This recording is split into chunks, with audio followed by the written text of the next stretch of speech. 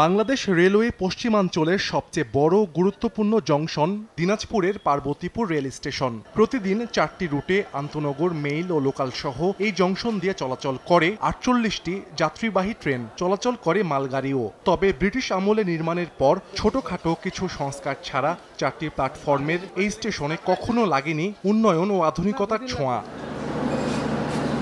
দীর্ঘদিন ধরে বন্ধ যাত্রীদের বিশ্রামাগার, প্ল্যাটফর্মে নেই বসার পর্যাপ্ত আসন, ফ্যান থাকলেও চলে না। সংস্কারের অভাবে ব্যবহার অনুপযোগী শৌচাগার, জরাজীর্ণ ভবনে ভেঙে গেছে অনেক অংশ।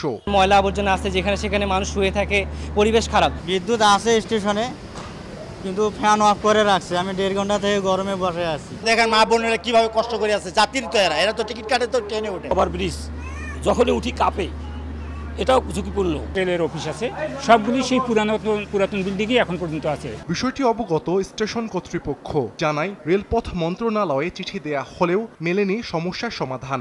চেষ্টা করছে যে সমস্যাগুলো সমাধান করার জন্য। আর রেলের কিছু লোকবলের সমস্যা আছে, এইটাও রেলপথ মন্ত্রণালয়কে আমরা চিঠি দিয়েছি আমাদের জনবল নিয়োগ করার জন্য, তারাও চেষ্টা করছে। পার্বতীপুর রেলওয়ে জংশনের যাত্রা শুরু হয় 1879 সালে। সময় সংবাদ, দিনাজপুর।